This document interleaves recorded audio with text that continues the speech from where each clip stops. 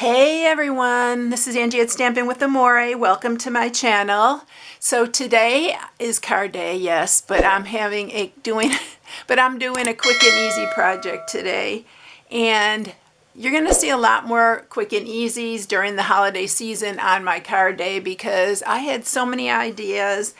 And this is what I'm sharing today. It's really cute. It's an easy way to package something just for like a classroom, for a teacher would be cute, just for family and friends, anything that you want to use it for. It's a good stocking stuffer. And I love decorating my stocking stuffers. And when I saw these Andes bars, these are called the snap bars. I see them all over, but I got these at the Dollar Tree. They had a ton of them there, and they had them in red packaging and they had it in the green. This is peppermint bark, and I think the other one's the regular Andes. But I got a few of these because I'm going to put them in my grandkids' stockings, and I wanted a different way to just package them. So this is what I'm sharing today. Super, super quick and easy. And I am using basically just the Merriest Trees bundle. This is one I really love. I'm just using the top of the tree, which is just a small tree. But if you've seen these dies, you can build a tree on here. Look at this big, beautiful tag. But you can build a tree with these. See, these all layer on top of each other. And it makes one big tree.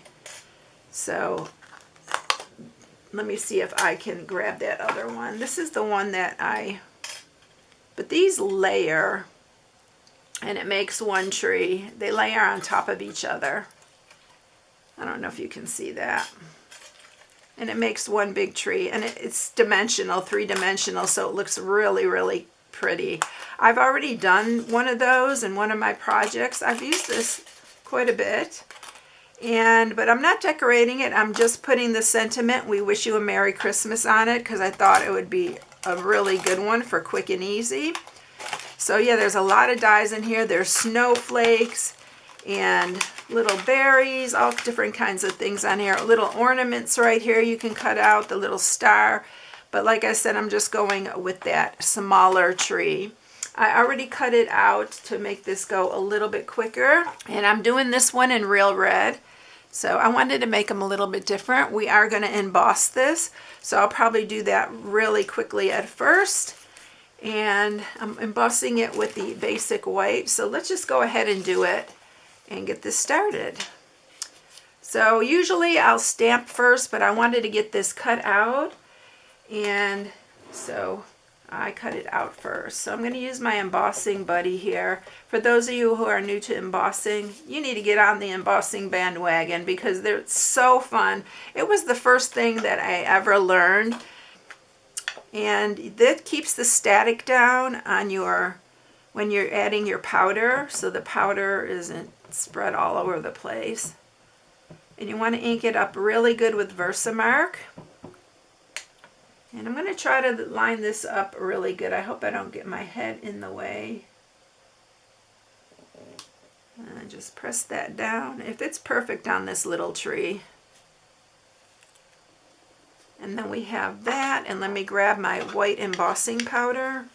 I always like to tell the story of how I learned to emboss.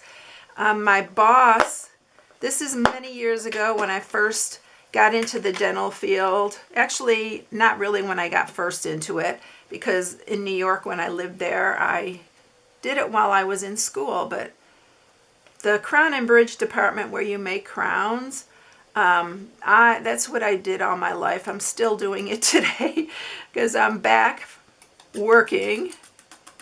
And so my boss used to, everybody's birthday, would give you a gift every day. It was the sweetest thing. She did it for her kids, and she thought it would be nice to do it for us as well. And she bought me, she knew I loved crafting, and she bought me a stamp set, the embossing powder, and all that.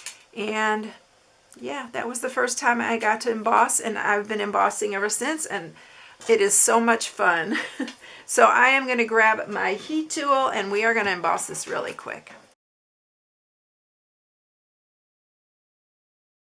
And I never get sick of watching that melt, but look how pretty it looks. It looks really pretty on the red with the white emboss.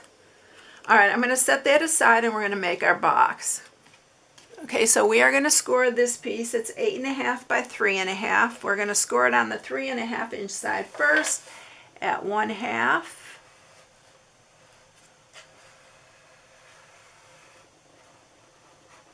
One.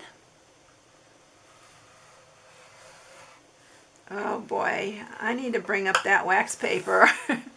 2. I'm having a hard time today. And 2.5. And then we need to turn it on the 8.5 inch side and do it at 3/4 on this side. And then turn it, flip it over on the other side and do it at 3/4. All right, so that's our scoring. All right, so we need to sharpen all these score marks. I'm going to fix that little, it's not going to show, it's on the side. Thank goodness. All right, let's sharpen these all up. On this side that has the double 1/2 inch, you're going to use some of our tear and tape because this will hold it really strong. And I feel like this is better than the glue on this project. And it'll keep it nice and closed. My hands are freezing, y'all. We had freezing temperatures today. You can see I have a sweater on in my craft room, which is very, very unusual. But, all right, so we are going to line this up just like that. And you have your box ready made. Let's stick in our little candy bar here. And it should fit in there just perfect. And what you're going to do is I'm grabbing you're just going to squeeze the sides here and fold them together. And then you're going to punch here. And then you're going to do the same on this side. You're just going to squeeze these together. If you don't want to put ribbon on it, you can just glue these shut. I'd use tear and tape if you're going to just glue those closed. I just like the ribbon on it. I'm going to use the same ribbon because I love the glittery ribbon on this. But hang on. So let's go ahead and mat it first. I'm going to use wet glue to mat it. These go really quick. So these pieces are 7/8 by 6 3/4 and 3/8 by 6 3/4.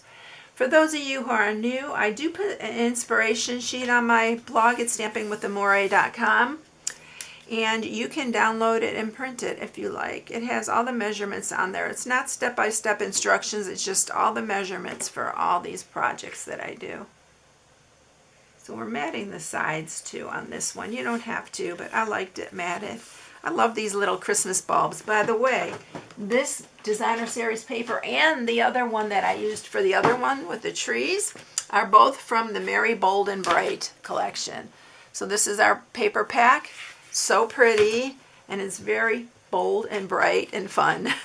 I love this paper. You probably realize that by now. I've used it quite a bit. But I love these little light bulbs, and I was like, I need to use those little light bulbs. The Christmas lights, they're so cute. All right, now our last one here. Y'all, if you see glitter, I've been making ornaments and stuff for my sisters for Christmas. I've been doing a lot of stuff here lately. And there was glitter all over my desk here. All right, so there we have that. Let's put a little hole in the top of this Christmas tree here. This is an 1/8 inch hole punch, and actually have one linked in the description. We don't have it at Stampin' Up! Anymore. So we're going to put the ribbon in the top here. I love this little ribbon that we have. This one is from our, it's the metallic woven ribbon, but this one is Parakeet Party. It's one of our in colors, but it went really well with both of these. I need to make a little bit of a point on here.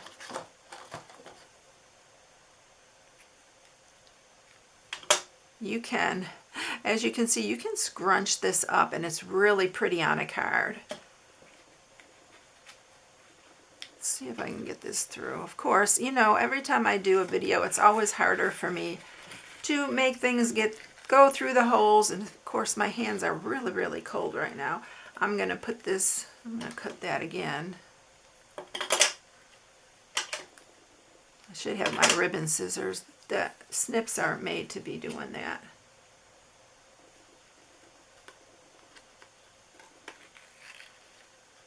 And then we're going to just tie a bow in here.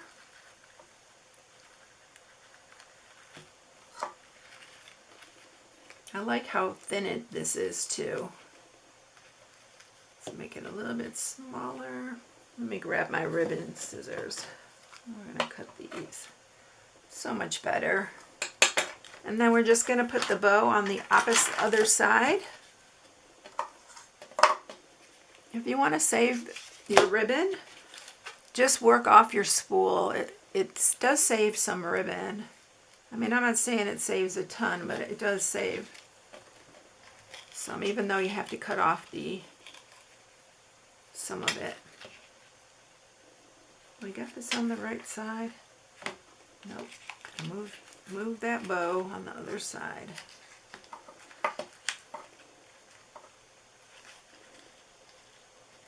I love these little packaging things.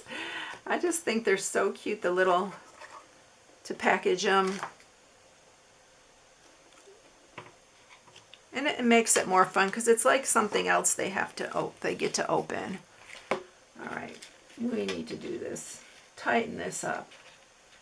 You know what I did on the other one? I put a glue dot because this ribbon is a bit slippery.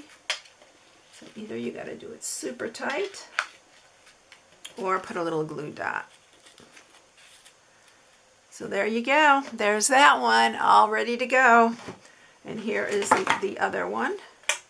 These bows, well, that one, I shouldn't have said it didn't come undone because this one just wanted to come undone.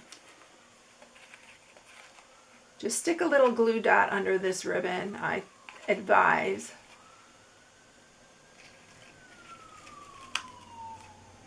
There you go. And then we have You Wish You a Merry Christmas. Just stick it underneath your bow and it'll hold it in place. All right, everyone, that is it. If you need any supplies, I have a hostess code for November. November's almost over, y'all. Oh my goodness, what's going on? And the last chance list is out. I have it listed on my blog if you are interested. If you had something on your wish list from the holiday mini, you want to go check all that out because some things are permanently going away and you want to get what you can quickly because that last chance list seems to go pretty quick. The things seem to go pretty quick. So there you have it, all ready to go. Stick in my grandkids' stockings. Have a blessed day, everyone. Thank you for watching, and I'll catch you in the next one. See you later, everyone. Bye.